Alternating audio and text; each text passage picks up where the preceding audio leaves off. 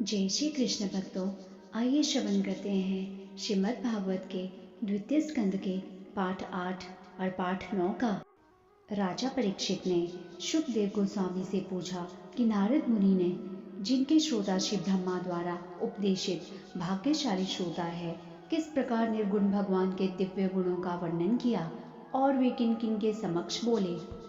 राजा ने कहा, मैं जानने का इच्छुक हूँ।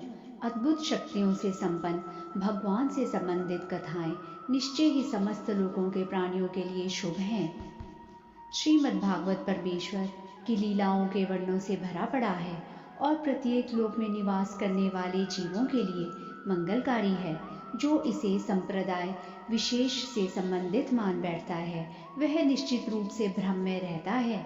श्रीमद् भागवत भगवान के समस्त भक्तों के लिए अत्यंत प्रिय शास्त्र है, लेकिन अभक्तों के लिए भी यह कल्याणप्रद है, क्योंकि इसके अनुसार भौतिक शक्ति के चक्कर में पड़े हुए अभक्त लोग भी चंगुल से छूट जाते हैं, यदि वे श्रद्धा तथा मनोयोग से शिष्य परंपरा के समुचित स्तोत्र से श्रीमद् भागवत की कथा को सुनते हैं।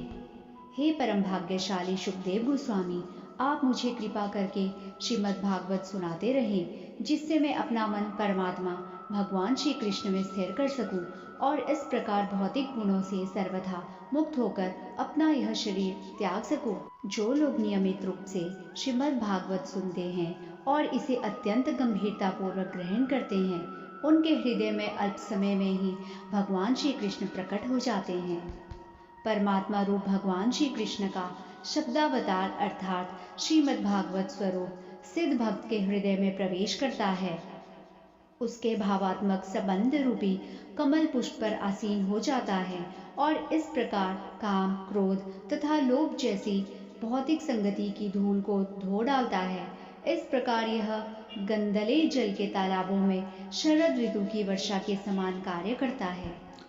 भगवान का शुद्ध भक्त, जिसका हृदय एक बार भक्ति के द्वारा स्वच्छ हो चुका होता है, वह श्री कृष्ण के चरण कमलों का कभी भी परित्याग नहीं करता, क्योंकि उसे भगवान वैसे ही परम तुष्टि देते हैं जैसे कि कष्टकारी यात्रा के पश्चात पथिक को अपने घर में प्राप्त होती है। हे विद्वान ब्राह्मण, दिव्य आत्मा भौतिक देह से पृथक है, तो फिर क्या उसे आत्मा को किसी कारणवश या अक्षमाधि देह की प्राप्ति होती है? आपको यह ज्ञात है, अतः कृपा करके मुझे समझाइए। यदि पूर्ण पुरुषोत्तम भगवान, जिनके उदर से कमल नाल बाहर निकला है, अपने माप के अनुसार विराट शरीर धारण कर सकते हैं, तो फिर भगवान के शरीर तथा सामान्य जीवात्माओं के शरीर में कौन सा विशेष अंतर है? ब्रह्मा जी को किसी भौतिक स्रोत से नहीं, अपितु भगवान की नाभि से प्रकट होने वाले कमल के फूल से उत्पन्न हुए हैं। वे उन सबके सृष्टा हैं जो इस संसार में जन्म लेते हैं। निसंदेह भगवत कृपा से ही ब्रह्मा जी भगवान के स्वरूप को देख सके। कृपया उन भगवान के विषय में भी बताएं जो प्रत्येक हृदय में परमात्मा और समस्त शक्तियों के स्वामी के रूप में स्थित हैं, किंतु जिनकी बहिरंगा शक्ति उनका स्पर्श तक नहीं कर पाती। मुझे विभिन्न युगों में भगवान के विभिन्न अवतारों के कार्यकलापों के विषय में भी बताएं। मानव समाज के सामान्य धार्मिक संपर्क सूत्र क्या हो, धर्म में उनके विशिष्ट कर्तव्य क्या है, सामाजिक व्यवस्था तथा प्रशासकीय राजकीय व्यवस्था का वर्गीकरण तथा विपत्तिग्रस्त मनुष्य का धर्म क्या है, महान योगियों के ऐश्वर्य क्या है और उनकी परम गति क्या है, पूर्ण योगी किस प्रकार सूक्ष्म शरीर से विरक्त होता है, इतिहास की शाखाओं तथा पूरक पुराणों समेत वैदिक साहित्य का मूलभूत ज्ञान क्या है, भगवान के शरीर में समाहित जीव किस प्रकार उत्पन्न होते हैं और पाखंडी जन किस तरह इस संसार में प्रकट होते हैं। राजा परीक्षित ने शुकदेव जी से कहा, क्योंकि मैं आपकी शरण में आया हूँ, अतः मुझे इस संबंध में पूर्ण ज्ञान प्रदान करें। राजा परीक्षित कहते हैं, अच्युत भगवान की कथा के अमृत का जो आपकी वाणी रूपी समुद्र से बह रहा है, मेरे द्वारा पान करने से मुझे उपवास रखने के कारण किसी प्रकार की कमजोरी नहीं लग रही। उन्होंने महाराज परीक्षित के प्रश्नों का उत्तर देना यह कहकर प्रारंभ किया कि इस तत्व ज्ञान को सर्वप्रथम स्वयं भगवान ने ब्रह्मा के उनके जन्म के समय कहा।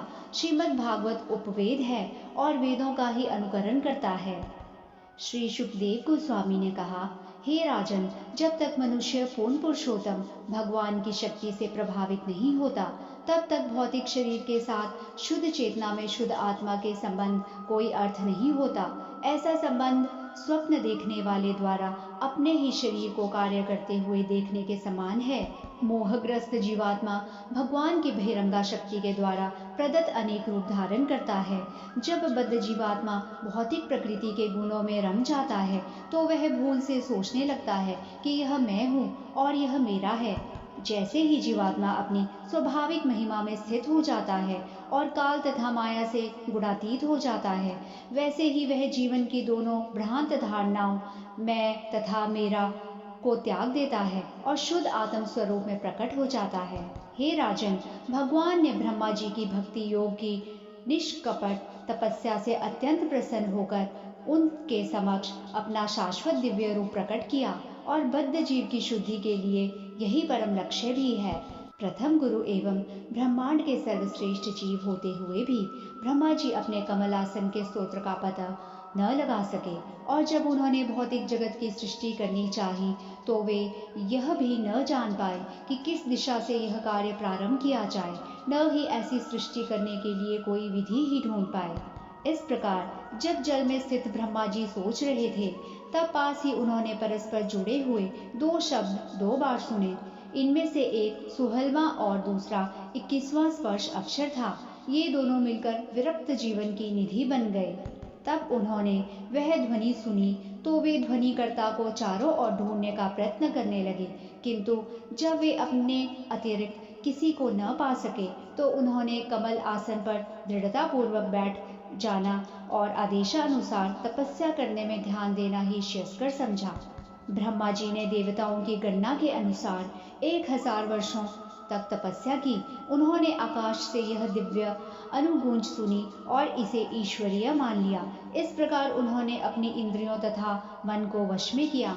उन्होंने जो तपस्या की वह जीवात्माओं के लिए महान शिक्षा बन गई।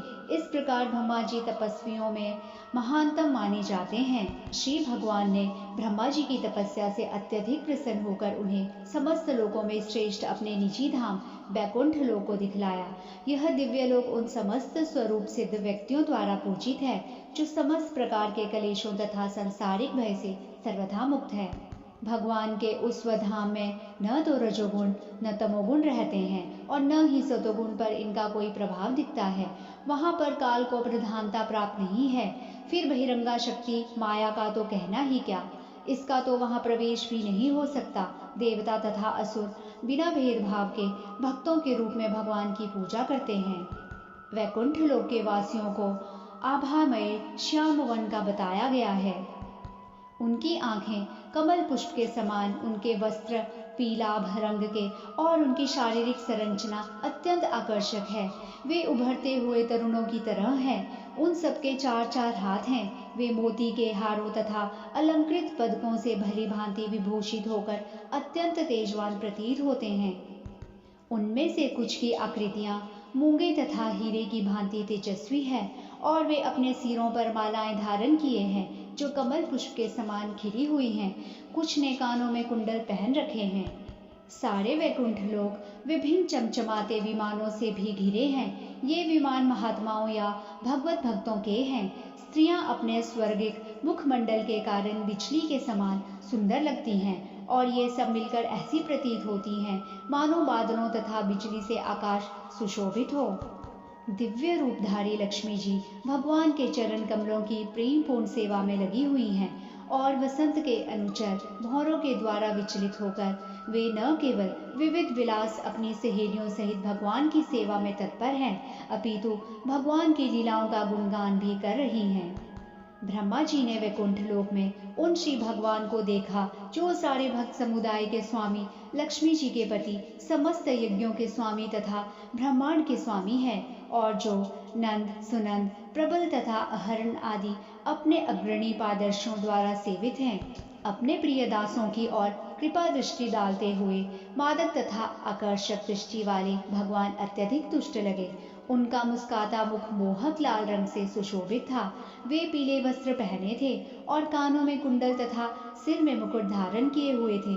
उनके 4 हाथ थे और उनका वक्षस्थल लक्ष्मी जी की रेखाकृतियों से चिह्नित था। श्री भगवान अपने सिंहासन पर विराजमान थे और विभिन्न शक्तियों से यथा 4, 5 तथा 6 प्राकृतिक ऐश्वर्यों के साथ अन्य छोटी एवं क्षणिक शक्तियों से घिरे हुए वे वास्तविक परमेश्वर थे और अपने धाम में आनंद ले रहे थे। इस तरह भगवान को उनके पूर्ण रूप में देखकर ब्रह्मा जी का हृदय आनंद से अप्लावित हो उठा और दिव्य प्रेम तथा आनंद से उनके नेत्रों में प्रेमांसु आ गए। वे भगवान के समक्ष नतमस्तक हो गए। जीव के लिए परम सिद्धि की यही विधि है।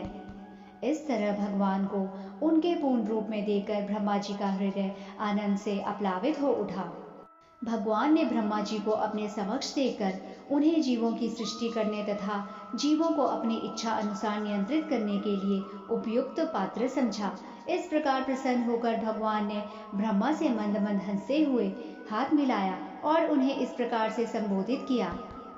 परम सुंदर भगवान ने ब्रह्मा को संबोधित किया, हे वेदों के संपृक्त ब्रह्मा, सृष्टि की इच्छा से की गई तुम्हारी दीर्घकालीन तपस्या से मैं अत्यंत प्रसन्न हूँ। मैं 6 योगिनियों से बहुत ही मुश्किल से प्रसन्न हो पाता हूँ।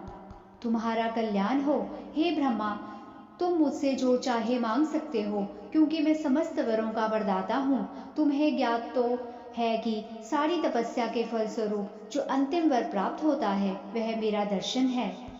सर्वोच्च सिद्धमयी पटुता है मेरे धाम का साक्षात दर्शन, और यह दर्शन तुम्हें मेरे आदेश के अनुसार कठिन तपस्या के प्रति तुम्हारी विनम्र प्रवृत्ति के कारण संभव हो सका है। हे निष्पाप ब्रह्मा, तुम्हें ज्ञात हो कि जब तुम अपने कर्तव्य के प्रति असमंजस में थे तो सबसे पहले मैंने ही तुम्हें तपस्या करने का आदेश दिया था। ऐसी तपस्या ही मेरा हृदय और मेरी आत्मा है, अतः तपस्या मुझसे अभिन्न है। मैं ऐसे ही तप से इस विश्व की रचना करता हूँ, इसी शक्ति से इसका पालन करता हूँ और इसी से इसको अपने में लीन करता हूँ, अतः तप ही वास्तविक शक्ति है। ब्रह्मा जी ने कहा, हे भगवान, आप प्रत्येक जीवात्मा के हृदय में परम नियंता के रूप में स्थित हैं, अतः आप किसी भी प्रकार की बाधा के बिना अपने अंतः ज्ञान द्वारा समस्त प्रयासों से अवगत हैं। तथापि हे भगवान, मेरी आपसे प्रार्थना है कि मेरी इच्छा पूरी करें। कृपया मुझे बताएं कि दिव्य रूप के होते हुए भी आप संसारी रूप किस प्रकार धारण करते हैं, यद्यपि आपका ऐसा कोई रूप नहीं होता। आप अपने से किस प्रकार से विभिन्न संयोगों द्वारा संहार, उत्पत्ति, स्वीकृति तथा पालन की विविध शक्तियों को प्रकट करते हैं। आप मकड़ी के समान खेल करने वाले हैं, जो अपनी ही शक्ति से अपने को ढक लेती है। आपका संकल्प अचूक है। कृपा करके मुझे बतलाएं, जिससे आपके आज्ञा अनुसार मैं इस विषय की शिक्षा प्राप्त कर सकूं और इस तरह ऐसे कार्यों से आबद्ध हुए बिना जीवात्माओं को यंत्रवत उत्पन्न करने का कार्य करता रहूं। हे अजन्मा भगवान, आपने मुझसे उसी तरह हाथ मिलाया है जिस प्रकार कोई मित्र अपने मित्र से मिलता है। अब मैं विभिन्न जीवात्माओं की सृष्टि करने में लगूंगा और आपकी सेवा करता रहूंगा। मैं किसी तरह विचलित नहीं होऊंगा, किंतु मेरी प्रार्थना है कि कहीं इन सब से मुझे गर्व न हो जाए कि मैं ही परमेश्वर हूँ। श्री भगवान ने कहा, शास्त्रों में वर्णित मुझसे संबंधित ज्ञान अत्यंत गोपनीय है।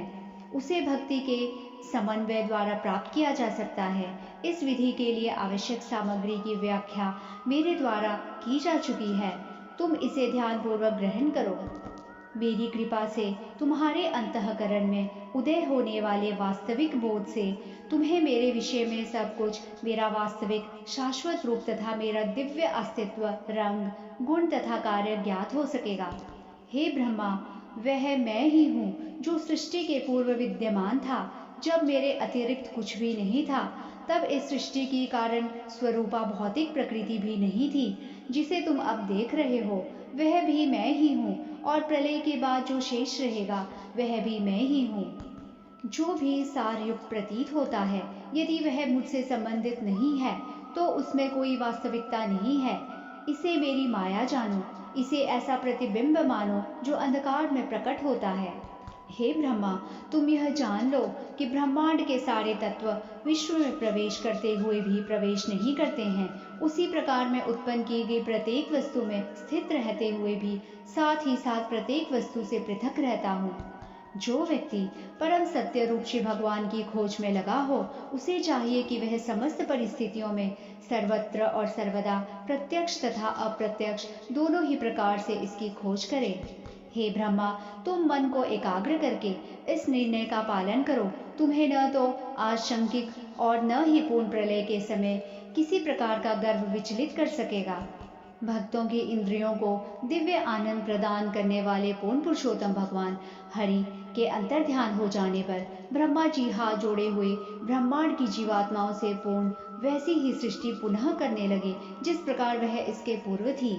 ब्रह्मा के उत्तराधिकारी पुत्रों में सर्वाधिक प्रिय नारद अपने पिता की सेवा के लिए सदैव तत्पर रहते हैं और अपने पिता के उपदेशों का अत्यंत संयम, विनय तथा सौम्यता से पालन करते हैं।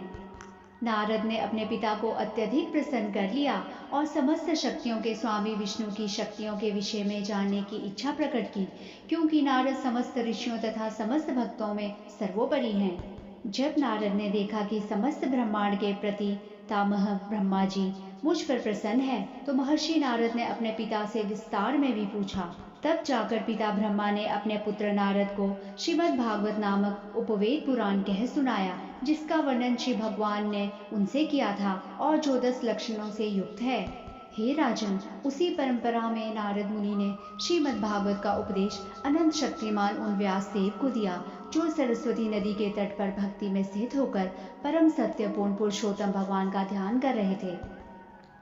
जय श्री कृष्ण भक्तों, यहाँ पर श्रीमद् भागवत के द्वितीय स्कंद के पाठ 8 और पाठ 9 का समापन होता है।